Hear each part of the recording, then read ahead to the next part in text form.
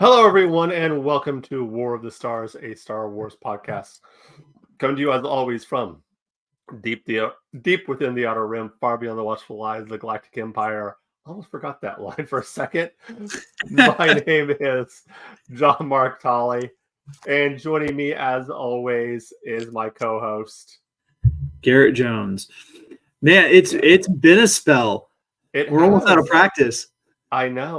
Well, we just wrapped up my production. I was in a little play called A Fly on the Wall. A lot of fun. I played Officer Calvin Thurlow, a good old Southern cop who was trying to working with a psychiatrist to find his happy place. Nice. Included squirrels and bunny rabbits. I don't trust rabbits. Yeah, I know, especially the one in Monty Python. Monty Python. Yeah, I've been bitten too many times, randomly too. That rabbit's dynamite. So, it's been a hot moment since we have last been on online. The interwebs. Last episode we did was we did our episode on the 14th of February on Valentine's Day. It was for whatever reason, whoever posted them online listed it as Sega Expectations. I don't know about you, but I haven't played a Sega Genesis since like 1985 or 6. But it was our Saga Expectations for 2024. What? Saga, yes. Yeah, Saga. I said Sega doesn't even exist anymore, does it? As a game company, yes. But I think still as a game company, but not as a console development company. Okay. But anyway, we talked about what we were expecting as far as new media coming out on Disney Plus and beyond, mostly shows and stuff like that.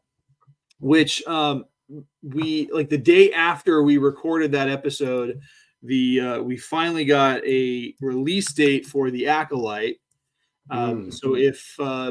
So we didn't have that information before, but now the release date is supposed to be, I want to say it's supposed to be June. I'm looking here, June 5th of this year. Okay. So 8 episodes. How many episodes? How well it does. How many episodes? 8. 8. And that comes before Skeleton Crew? Yes. This one is supposed to be set. As far as when the release date. Oh, yeah. Because Skeleton Crew hasn't been given a release date as far as I'm aware. Yeah. If it has, it's like August or October or something like that. Okay. Yeah. So we'll see how this goes. But today we're talking about, what are we talking about, John? Bad Batch. Star Wars Bad Batch, Season 3, Episodes 1, 2, and 3. We got a triple threat. Yeah, we did. Oh, man. They were good episodes. They were very, very, very good. I was somewhat... I'm always surprised, and I know I shouldn't be, when the Star Wars animation gets dark, and these were some pretty dark episodes. Oh, they were bleak, and not just in the color scheme of it being a very dark episodes, but just content wise, it was very, like you said, very bleak. Yeah. So we have 3 episodes that were launched last Wednesday. That would be the 21st. The first episode was called Confined. Omega is imprisoned on Tantus and adjusts to a new life. And what's actually interesting about that episode is it actually shows her over the course of time. Yeah. Like it's something like months, maybe a year that she's been on Tantus. Yeah. Then we have Paths Unknown. It says, following a lead, Hunter and Wrecker make a startling discovery that could bring the team together.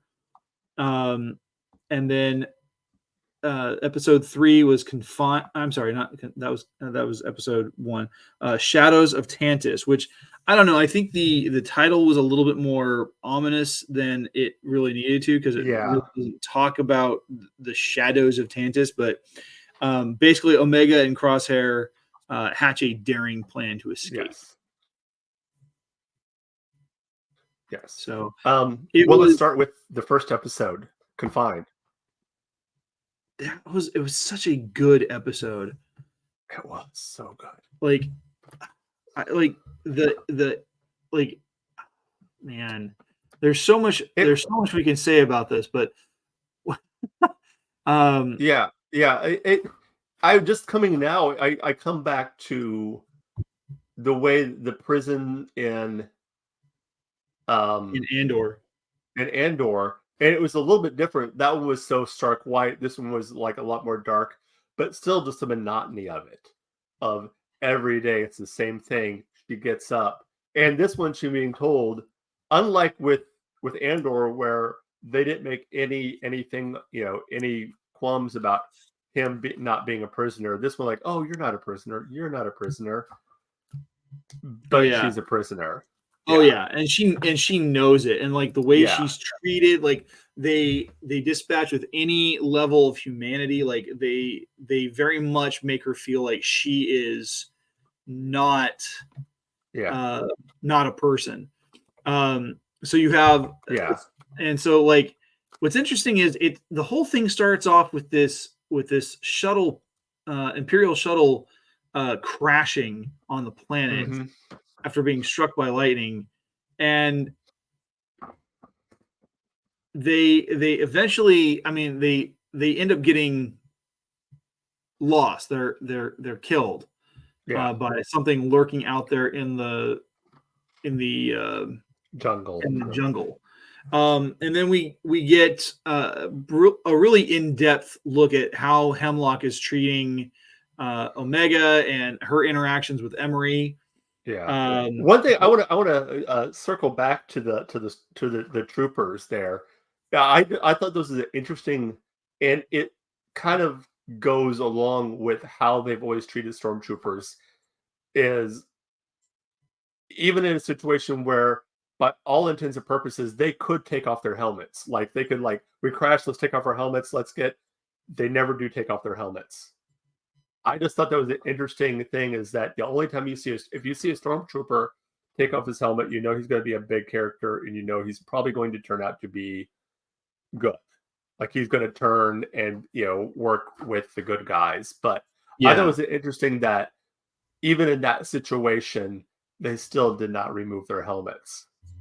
Exactly. Yeah. And it just seemed like I kept waiting for one of them to pull the helmet off.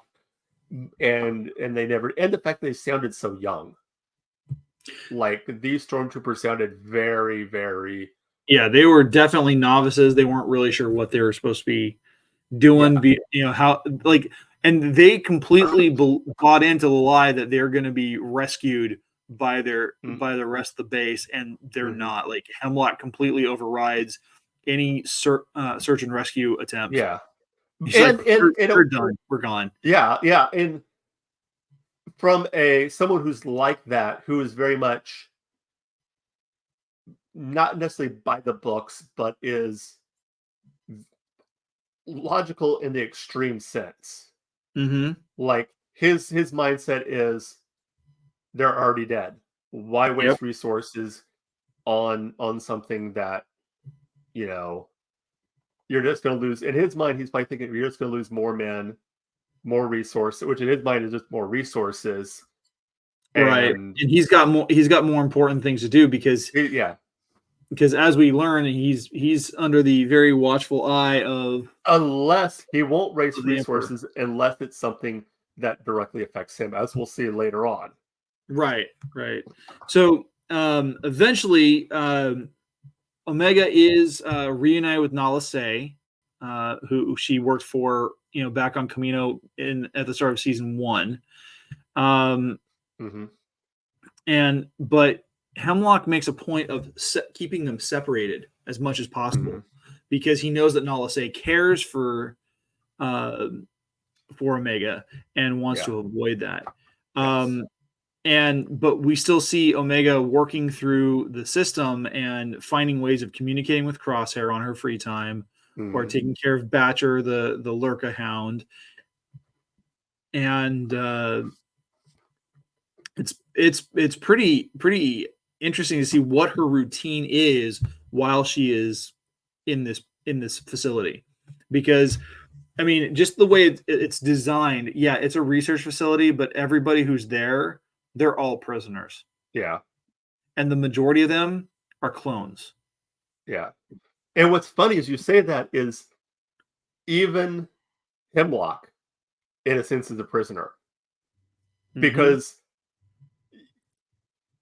like he has probably more freedom than the other ones do, but he's still under the eye of the Empire, and he's basically stuck there.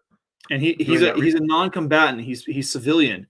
So in the event that something goes haywire, or the Empire as a whole thinks of him as a potential traitor, those soldiers that are currently under his command, they're going to turn on him on a dime, and they're going to gun him down. Yeah. Yes. It would just take one order, and one order from the Emperor or Vader or a Moff. Dude, I would love to see Vader get involved in this. So what's that? I would love to see Vader get involved with this, because I can guarantee you Hemlock would not be one of his favorite people. Oh, no. It would be interesting to see. I was thinking about that because we haven't seen Vader yet in the Bad Batch. Huh. He hasn't been mentioned. I don't think he's been mentioned. Even in so it'll be interesting to see if this is something that, because this seems like one of those projects, as we get talk a little bit about what they eventually will find out is Project Necromancer, is something that I'm sure the Emperor would want to keep Vader far away from, and would probably want to keep very under wraps when it comes to that. Yeah, and we'll come back to Project Necromancer in just a moment. Yeah. Our next episode, Paths Unknown. This is where we get back to the rest of the team with Wrecker and Hunter. Hunter, thank you. I kept wanting to say Ace, and I'm like, that's not it. So Hunter and Wrecker have turned to work as mercenaries following what happened at the end of season 2. And they are looking for the location of Hemlock's lab on Tantus. And so they actually start off with on Deveron with the Deveronians, and I was really, really curious to see how they played that out, because we don't really get to see the Deveronians much in the animated series unless they're like bounty hunters or they're Wookiee hunters or something like that. This was a very different. We actually get to see their society. Yeah, that was really cool. I like that. Yeah. And we see the Pike, a Pike again, which they've kind of become the kind of the new underworld boss. They have kind of the destruction of the Hutts. Well, the Hutts though make their comeback after the Empire gains, right before the Rebellion era. So, while the Pikes have, through the Clone Wars especially, have taken a huge lead, by the time we get to the Rebellion era, we don't hear much about them. No, yeah. It seems like maybe I got that there. Yeah, I got that backwards. It seemed like by the time you get to the Rebellion, the Hutts have really kind of taken that, and maybe when these we'll kind of start seeing slowly the kind of crumbling of the Pike Syndicate and the Hutts really becoming the main, and then eventually the Hutts being supplanted by Black Sun. Yeah. And Maul and his group. Now, I was really glad that they brought in Angelica Houston. She voices the leader of the Deveronians, Issa Durand, and like her voice sounded familiar, and I couldn't place it, and I had to wait for the credits to roll through so I could figure out who it was. And by golly, like she always brings this very commanding air to whatever role she's playing, and like she can be either really really sweet and nurturing, like she was in Addams Family, or she can be incredibly imposing, I guess is the word. Like if you've seen the original 1980s version of The Witches, adapted from the Roald Dahl book, or if you watch her in John Wick Part 3, there's just something about her that seems harsh and commanding, but at the same time like very accessible, and I like the fact that they brought her in. She's a tremendous actress. Definitely. So we also get a little bit more of an explanation about this jungle world. Well, we go to a different one. And it's not the same as Tantus. It's called Cetron, and they end up connecting with some lost clone cadets. Yeah, I thought that was kind of neat. And it makes me wonder if in the future we'll see them again. I think so. I mean, Filoni is very good about making sure that if he introduces characters that have a potential connection to the primary cast, he's going to try and use them at another time. Yeah, I was kind of surprised, and we'll get to kind of their story, but at the end, I was kind of surprised that they didn't stay with them. Like to kind of flesh out more the group, make it a little bit bigger of a group. Than what they have now. So I mean, maybe in the future we will. But yeah, that was it was another dark episode, but it was a different type of dark. Well, this one was dark because like which it had a lot of horror elements to it. I felt it did. But the more horrifying aspect is why those cadets were on the planet in the first place. Yeah, these characters, these cadets, there's 3 of them as far as we know. There could be more, but we only get to see 3 of them, Deke, Stack, and Mox. And what ends up happening is that they explain that the entire reason why they're there is that the Empire transferred them off of Camino, saying, you're going to go for training, and they just drop them into this jungle. And chances are there's probably a larger group of cadets. Yeah. And because it's going to look really bad. It's going to look really bad for the Empire if they're seen killing children, even if they're clones.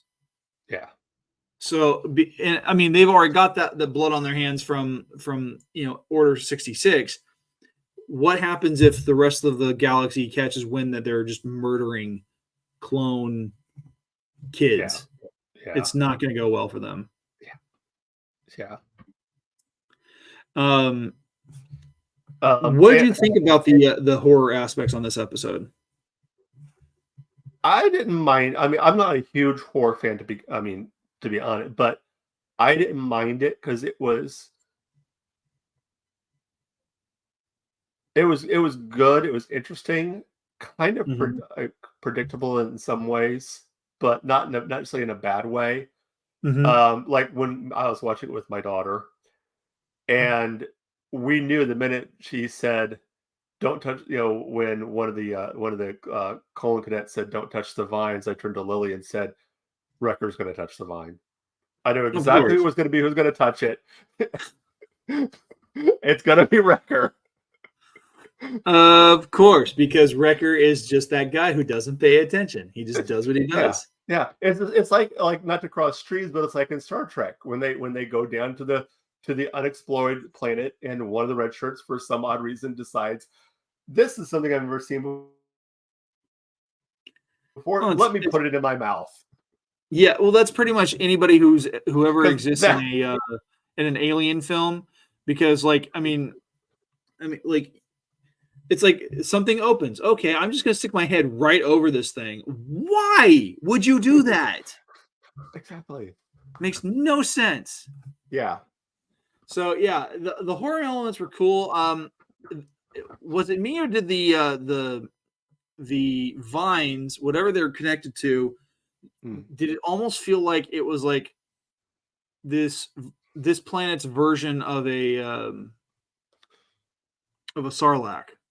Kind of. Well, they said that the cadet said that the Empire had bred them there, either bred them or created them there as a weapon. Yeah. And then they got out of control. So it makes you wonder if they were working on some sort of biological weapon. Well, it's not the first time. I mean, like in season 2, we got the fact that they had found a Zillo beast, and it was a Zillo beast hatchling or youngling or whatever, and the whole point was to study its DNA in the hopes of cloning it or doing something, because that's what they tried doing during the Clone Wars. I'm wondering, and I haven't heard anything for sure, but I'm wondering if either Filoni or someone else there is a kaiju fan, because with that one, with that the Zillo Beast, and with this, you definitely get some kaiju vibe. Oh yeah, and so yeah, like I definitely think there's some like there's almost like if you don't know who the character is, there's kind of a Biollante vibe going on with this vine creature thing in this episode. And Biollante is a plant human monster hybrid from the Godzilla franchise. So it is a very interesting direction that they're going, and I do like to see more, because like the fact that we get to explore these worlds that they're going to is pretty cool. Even if we only see those worlds once, it's still cool. It's still fun, to see just how vast the Star Wars universe is, right? And how diverse, and how all these different, and not just go back to the same desert planet every time. Correct. Although I'm kind of done with these planets that are all just one massive biosphere, like there, and with no explanation. I mean, like in Dune, I get that Arrakis is it's a desert planet because the Shia Halum are absorbing all the water when they're in their infant stage, and then that's what causes it to dry out and become a desert.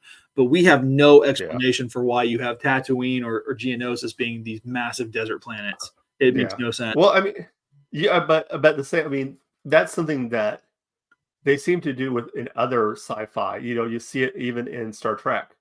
I mean, Vulcan is basically a giant desert world, and all these other worlds are basically either one type of people or one type of biosphere.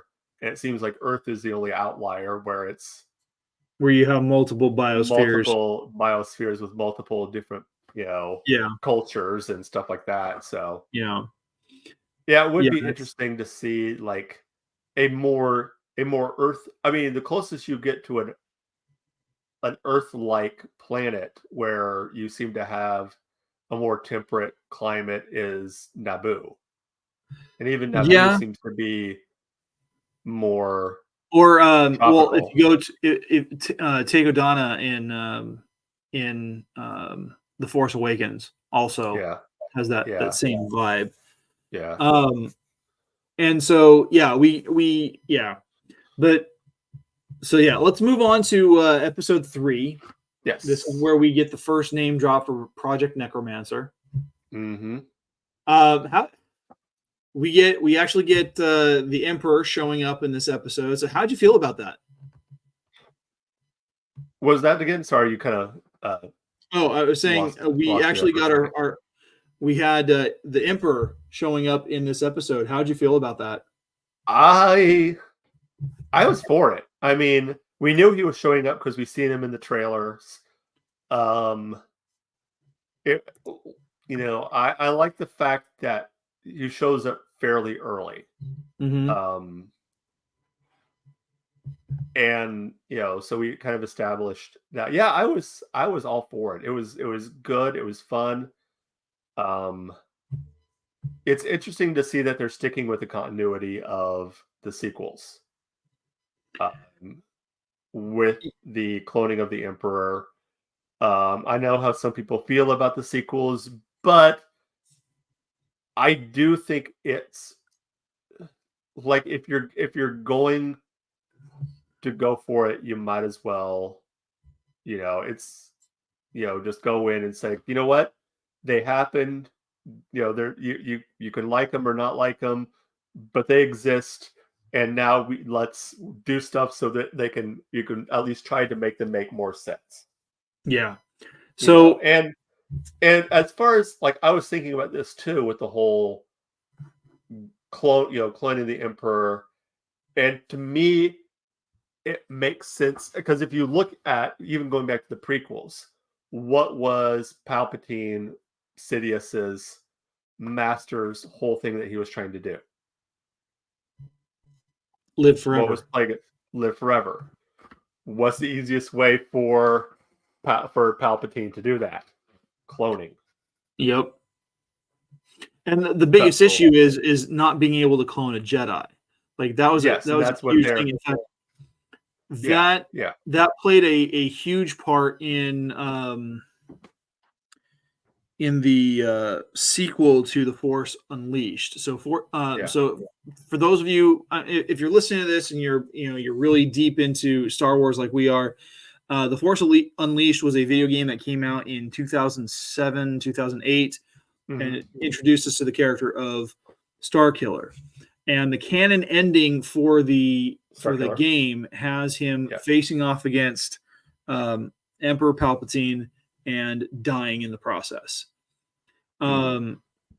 The sequel, which came out just a couple years later, has him starting off on Kamino and breaking out of the cloning facility there. You do make a return to Kamino as well, but the whole point is that he has been told that he is a clone of the real Starkiller, and the Jedi Master that he works with tells him, you can't clone a Jedi. You can't clone a Jedi. And so we're seeing elements of that being reworked into canon now, because you're seeing how difficult it is to draw out what they're calling an M count. Yeah, midichlorian. But for those of you, it's midichlorians, for those of you who are not in the know on that. Yeah. I mean, what did you think about that whole Project Necromancer and them, kind of sticking with the guns of as far as the sequel? I honestly think that, I mean, you know how I feel about the sequels. The sequel trilogy was a mess. It was all over the place. And they're trying to make one of the worst lines of dialogue in all of Star Wars make sense, and I get that. Yeah.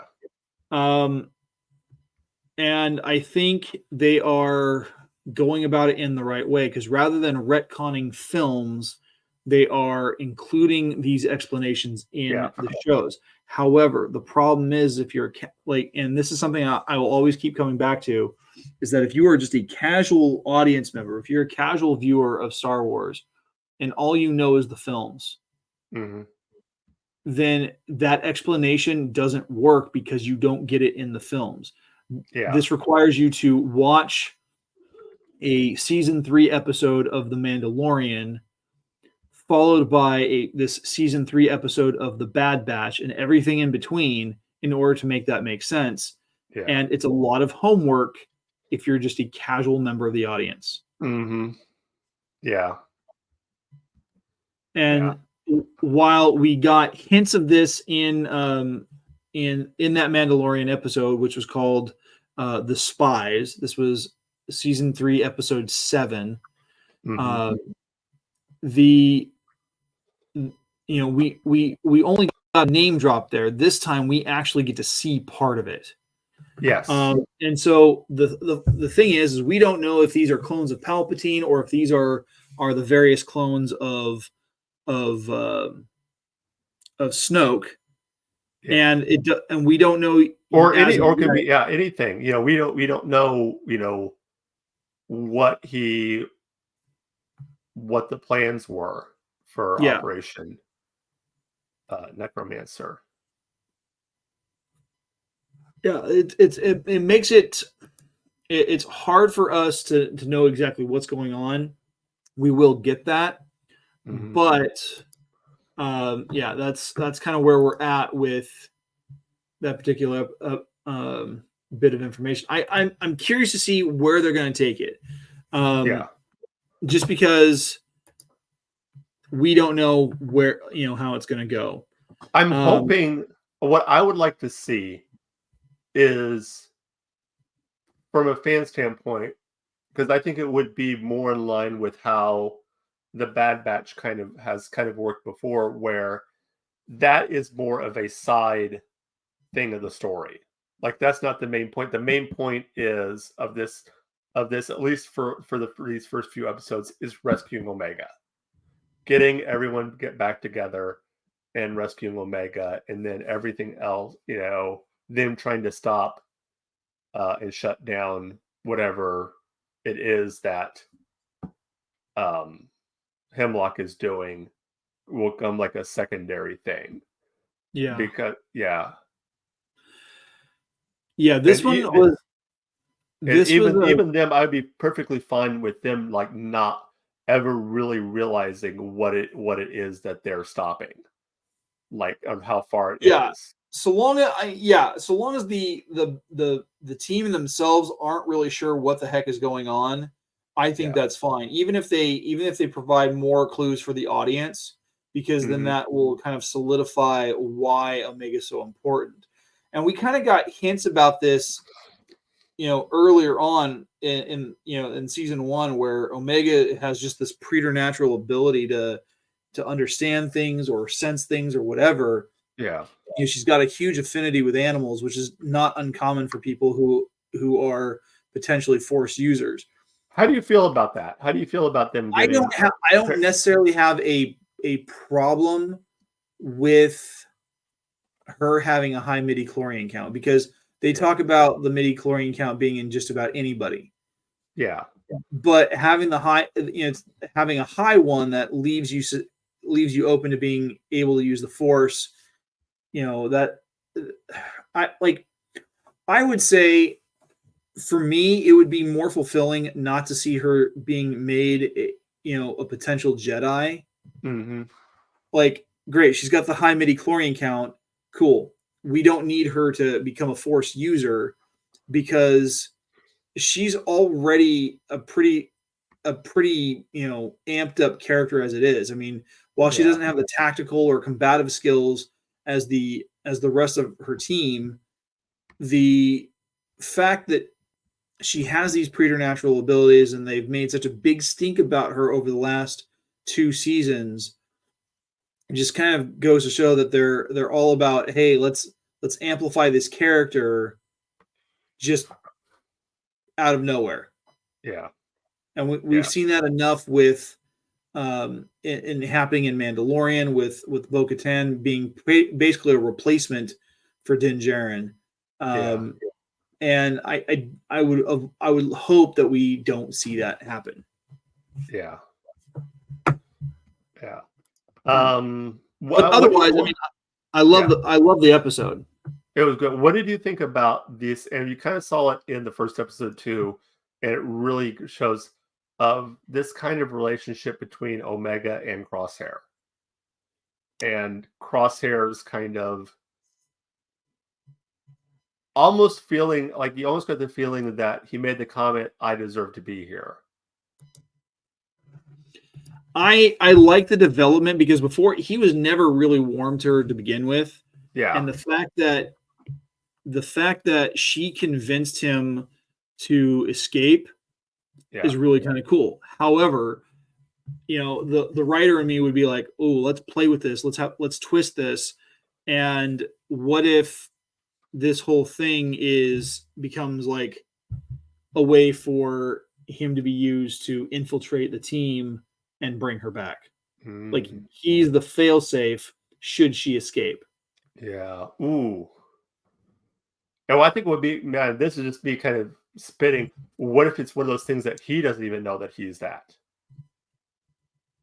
Like he doesn't realize that it's a new Order 66 for him. Yeah, and he doesn't realize, like he thinks that. Yeah. Ooh. I thought it was interesting. You talking about relationship. You had the relationship between him, Omega, and Crosshairs, and I cannot remember the other Omega clone's name, the adult one. Emery Carr. Emery. That relationship.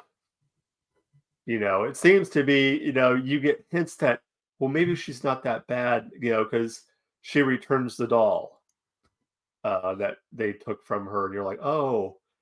But then when she has, she tries to turn them in when they're trying to escape. Well, to be fair, I still think she's going to turn out to be not necessarily a villain. I still think she will have some sort of redemption arc. Well, and the other thing is that Emery is not.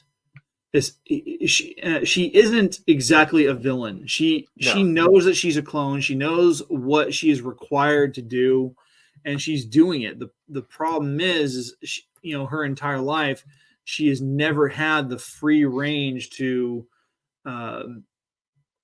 really explore her own choices. No. And so the first bit of agency that Emery has is giving the doll back. She followed orders. She took it away, dehumanizing Omega. Then she gives it back. Yeah.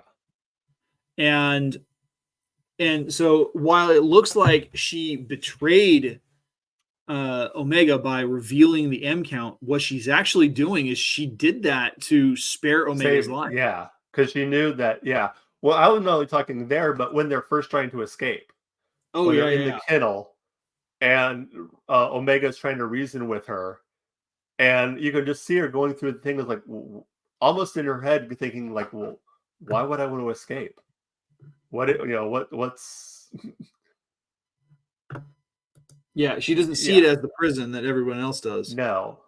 Even though she's as much a prisoner as everyone else, she's been conditioned so much, right? So it'll be interesting to see how the rest of the season plays out. I'm really curious to see what happens next. Me too. Because now we've got we actually have Crosshair and Omega leaving the planet, and then as they're leaving, at some point they're probably going to cross paths with Hunter and Wrecker. Yeah. And how funny would it be if you just see them passing each other? It's like, what are you waiting? It'd be like the what's the scene from Fast and Furious where where it's you got the Paul Walker in the other car and they're passing each other. I was thinking more of the meme based on the scene from season 2 of the Umbrella Academy, where they're just crossing. And the characters recognize each other, like, what the heck are you doing here? Oh, wow. Yeah. So looking at this, the next episode of The Bad Batch, season 3, episode 4, is going to be called A Difficult Approach. It airs February 28th. And I'm looking forward to it. Me too. Because we still have 12 full episodes left. Ooh, wow! This is a long season compared to what most shows are. Now, most series are nowadays with like the 8 episodes, 6 episodes, 12 episodes. Yeah. That's well, from what I'm seeing here, we get 2 episodes between now and March 6th. Then March 13th, we get 2 more episodes on the same day. okay. Then they're dropping 2 more, weekly, and then we've got episodes 10 and 11 dropped on April 3rd. And from what I'm seeing here, the season finale will be airing May 1st. Cool. Very cool. Yeah. I'm enjoying it so far. I think that takes us right up to about time, I think. Yeah, it does. All right. Well, we're glad you guys could join us for our little Star Wars talk. Garrett, why don't you tell the fans out there where they can find you at? All right. Well, you guys can find me on Instagram and X at GKJ_publishing. And I on those platforms, I talk about my books, The Archives of Async Ran. There's 5 books in that series. It's an epic fantasy series with 1 or 2 nods to Star Wars. I like to include my fandoms in some way, shape, or form, even if it's not by name. But I also promote my a couple of other things that I work on. I have a show on YouTube called The Right Way. You can find me by searching up GKJ Publishing on YouTube. And on that show, we do top 10 book recommendations, author interviews, and creative writing tips. The creative writing tips so far this season have been focused on learning how to write poetry. And then the other project that I'm working on outside of this is called Storytellers. It's a podcast I've been doing since 2019. And this season is focusing on the topic of dealing with divorce, which is something I know firsthand all about. Yeah. As for us right here, if you go to hold of us, you can do so by emailing us at warofthestars1@gmail.com. That is also our handle on X. All other social media, you can find us under War of the Stars, a Star Wars podcast. Check us out on Geek News Network. Wherever fine podcasts are heard, we're on Spotify, Apple Podcast, pretty much everywhere. You can check us out there.